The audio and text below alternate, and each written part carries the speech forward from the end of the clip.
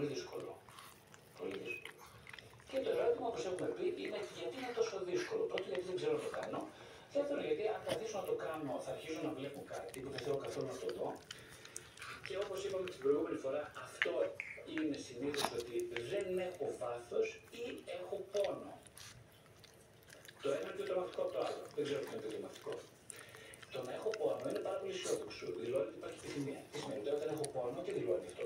Όταν πονάει το σώμα, τι δηλώνει το πόνο του σώματος. Δηλώνει ότι κάτι υπάρχει μια επιθυμία, δηλαδή υπάρχει ένα συναίσθημα ανέφραστο. Αυτό σημαίνει πόνο.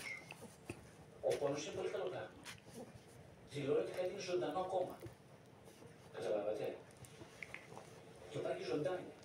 Άρα όταν πονάω, σημαίνει ότι κάποιο μέσα μου υπάρχει ένα όν ζωντανό που αντιπαλεύει την άρνηση της ζωτικότητάς μου, που έχει θεσμιστεί μέσω του ψευδούς εαυτού.